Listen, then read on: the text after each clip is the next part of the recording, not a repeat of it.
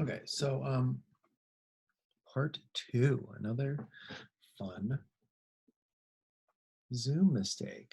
That first part was all kind of historical, wasn't it? I should call it like historical.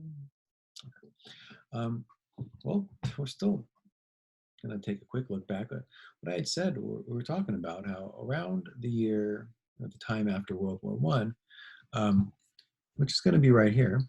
Let's call it. We have about 80% of the population being Muslim. We have about 10% being Jewish and 10% being Christian. And really, let's take a deeper look. We're taking a deep dive into this section. It's incredibly important. We can look back and see that around the first century, that's like zero, right? Um, there were about 2.5 million people who lived here. These are based on thousands. And, the Romans were good record keepers. We have a lot of great records from the Romans. That's a lot of people, okay? That's a whole lot of people. That's more people that are living in this area, apparently, than all the way down in 1947. So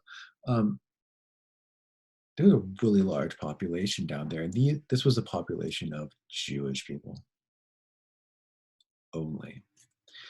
And then we're going to see that around the year 70, 80 AD, there's the dispersal. Jewish people are sent to live all other places, Europe, Middle East, Persia, North Africa, maybe even deeper into Africa. But we're going to look here at the population numbers. Not all Jewish people completely left. They've found ways to stay, and in around the year 300, we still have majority of Jews.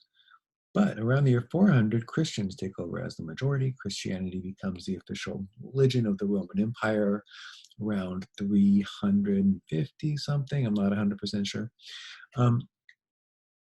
And then you can see, around 500, this is when the Eastern Roman Empire ruled it, right? The Western Roman Empire, it ends right here, 476, but the Eastern Roman Empire will live on for another 1,000 years. They're also really good record keepers. These are the Byzantines. They're centered in Constantinople, right? And you can see Christians. Even here, look, this is when the Muslims take over, around 600, 700, Islamic. The great Islamic empires of the period take over this area from the Byzantine Empire. But there's still a Christian majority because a bunch of them lived there, and Muslims were kind to Christians and Jews when they took them over. They thought of them as people of the book, and they didn't kick them out. They said, "You guys can stay. Be cool." I think they had to pay taxes, and Muslims didn't. Something like that. Around here, around the year 1200, Muslims become the majority. And here we have some records that were being kept by a new group in charge. And we have about 225,000 people here, mostly Muslim, 150,000 in the 1300s, mostly Muslim. And now, starting in the 1500s, when the Ottomans take over, they are really good also at taking records, better maybe than some of these mill people. And we're going to see that 157,000 people here, look, almost all Muslims, right? Same thing here, geez, 90+% Muslim. Almost 1,700, 1,800, still really huge numbers. But this is where the Zionist movement is going to begin, right? This is where your moment occurs, where Dreyfus is a rich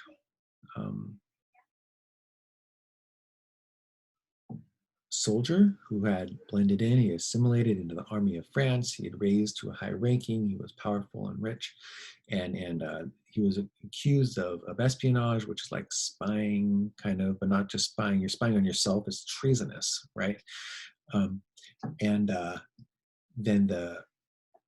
the French accuse the Dreyfus of doing it, although all the evidence showed that he didn't. It was actually another guy who was a Christian, but they blame Dreyfus. They convict him in court. They send him to jail and in some faraway island, and then evidence comes out that he didn't do it, right? And they release him. But it just goes to show like how terribly Jews were treated. Even like a really high-ranking military commander who was clearly innocent because of his faith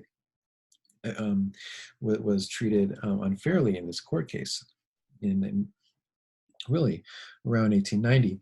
And this is where Theodor Herzl is going to begin the Zionist movement. Now, fun fact about Theodor Herzl, and I'm going to pause it here.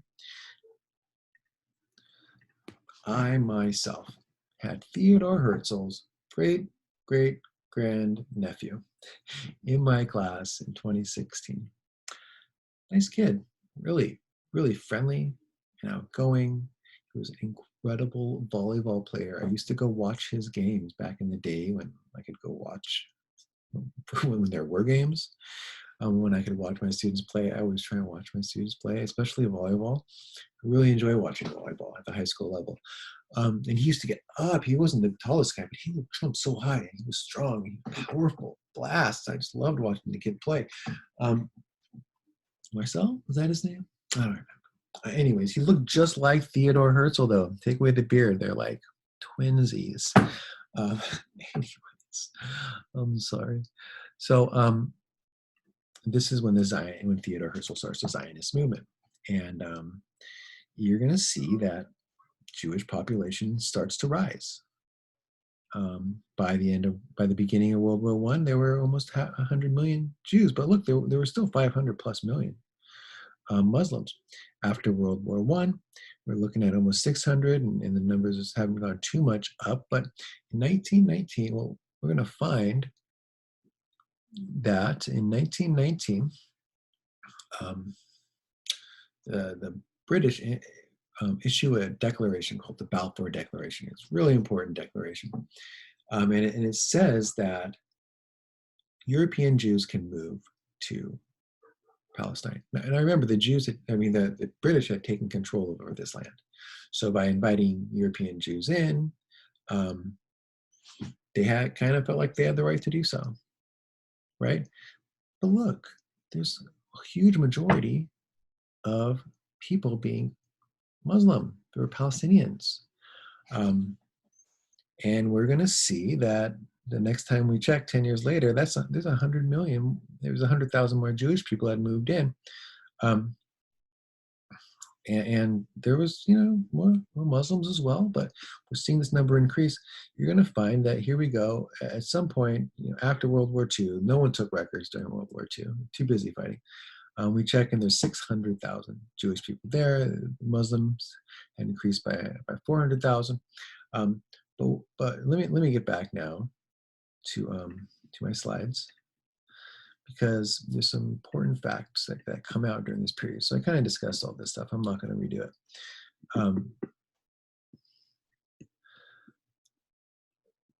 But in 1933, when Hitler starts introducing policies that hurt Jews, many more Jews start moving in huge numbers at this point, okay?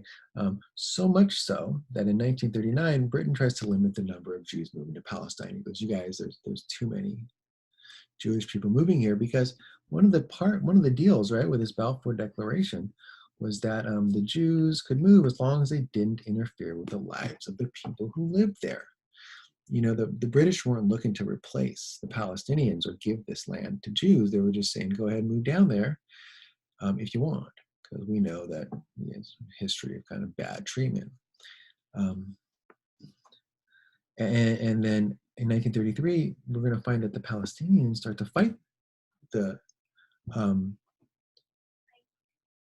Jews that moved in, because they were starting to take over. They said, man, too many of you guys are coming here. You're starting to bring your culture now. So like a lot of the early Jews who lived there were like Jewish, but they were like culturally Palestinian. They just were a different faith, right? But now these Europeans are bringing European culture, European style architecture and food, learning and beliefs and beliefs about dressing styles. I mean, these kind of things all matter, right? Because oftentimes in this part of the world, women dress very modestly, and then you got Europeans coming down, and then maybe they're dressing more European style, which is maybe less. And all of these things are contributing to 1933 that the Muslims start to fight back. They say, stop coming down, and they literally fight to try and stop the the settlements that are coming down there. So in 1939, Great Britain is going to say, look, you guys got to slow down. It's too much. And we're going to find that after World War II, so tensions get worse. After World War II, the British are going to say, let's just split this land up. Let's give half to the Jews and half to the Muslims. The Muslims were furious. They said, what are you talking about? It's our land. What are you doing, right? And the Jewish people were like, yeah, we need our own land. This was historically our land. And the British are going to call the Jewish half Israel and the Muslim half Palestine. And if you don't know, this is a hot spot, folks. They're fighting there all the time. The Jewish people have, we'll learn a lot more about this as we go, but let's just say it's an incredible hot spot in the world. It's one of the areas of the world that arguably that some would say have caused an outbreak of resistance against the Jewish rule, or maybe one of the causes of what Osama bin Laden would call one of the causes of his terrorist attacks on September 11th.